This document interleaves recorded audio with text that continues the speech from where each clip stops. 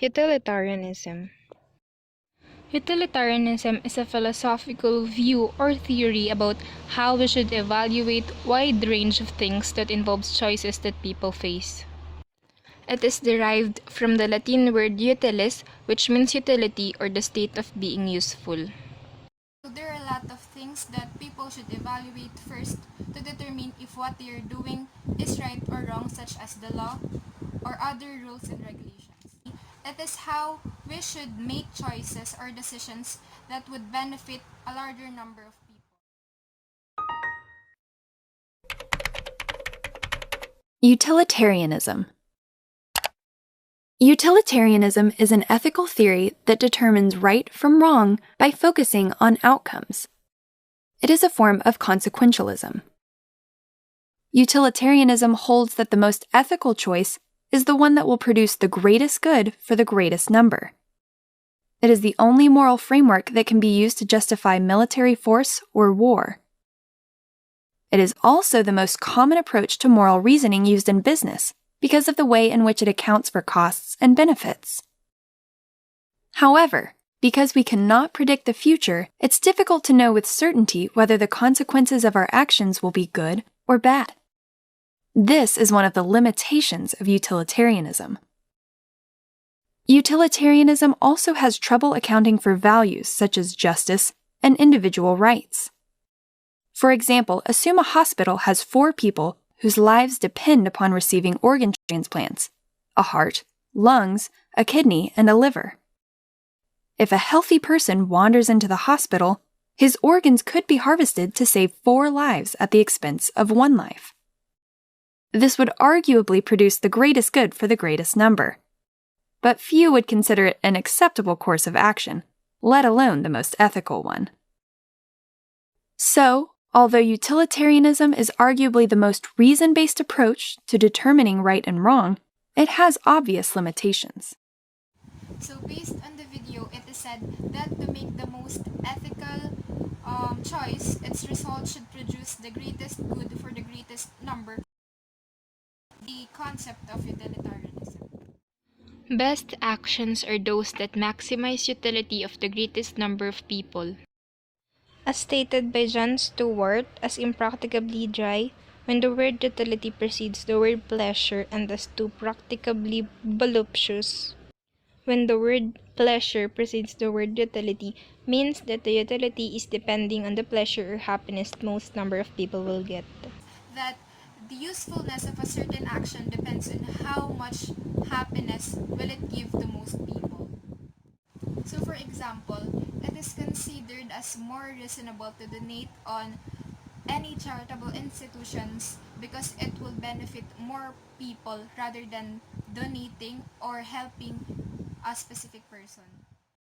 Bentham's fundamental axiom states that all social morals and government legislations should aim for producing the greatest happiness for the greatest number of people.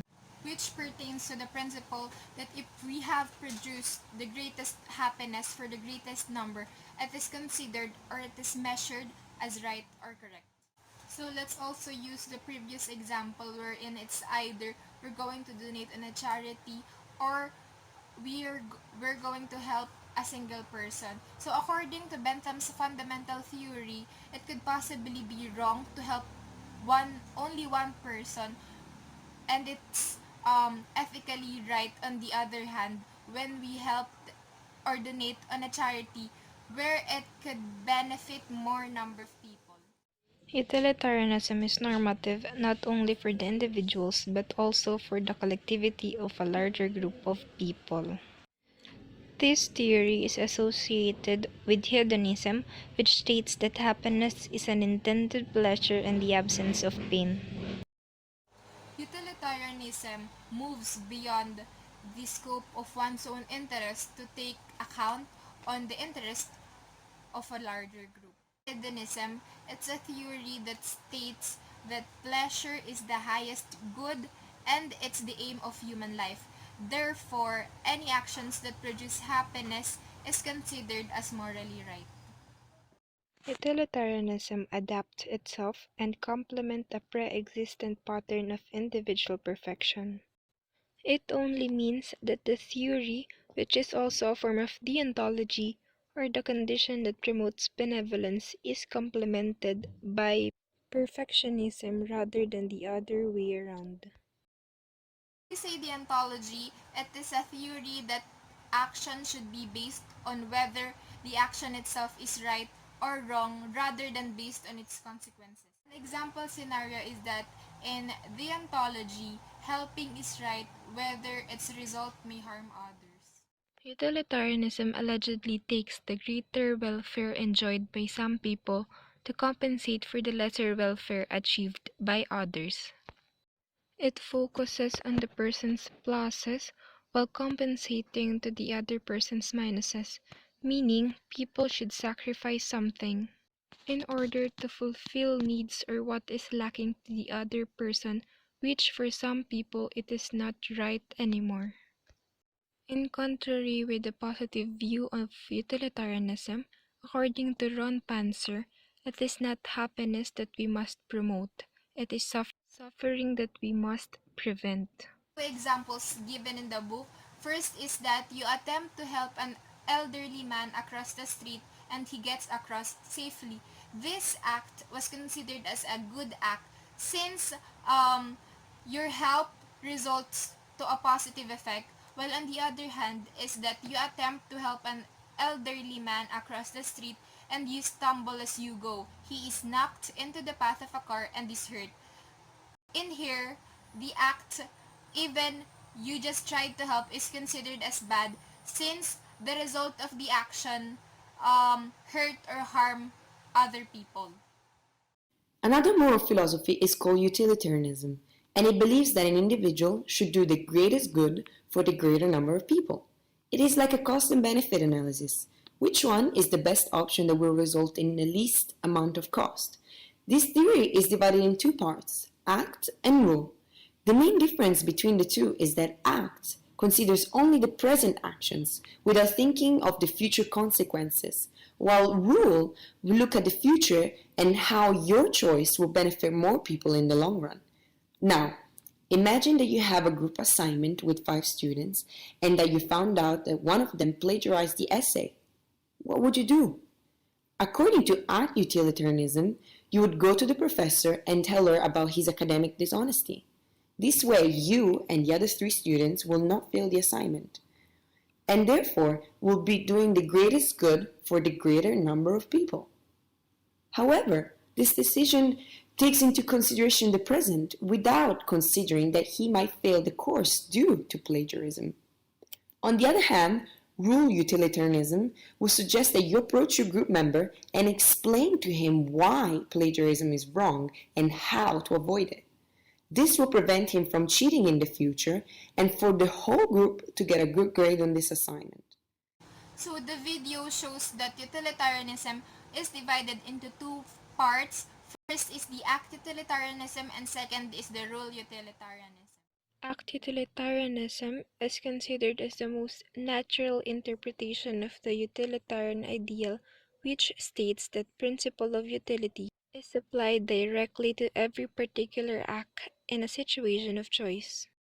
So just like the example on the video, in act utilitarianism, as long as the results was best for most people, it is approved and taken as right without considering what will it cost in the future.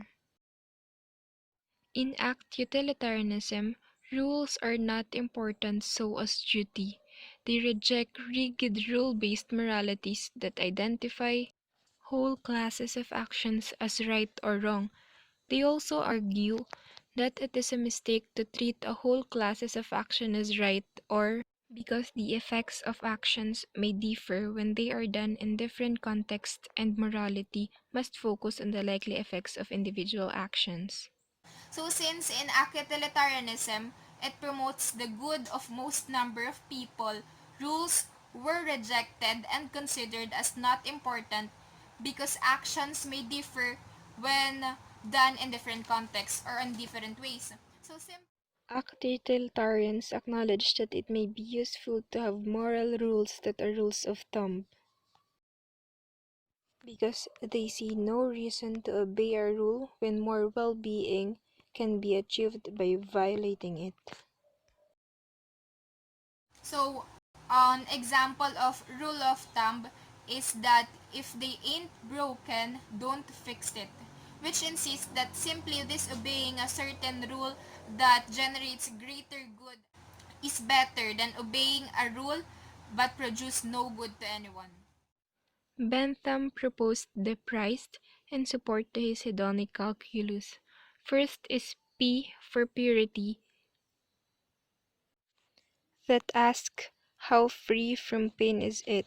Second, remoteness, how near is it? R, richness, to what extent will it lead to other pleasures? I for intensity, how powerful is it? C, certainty, how likely it is to result in pleasure?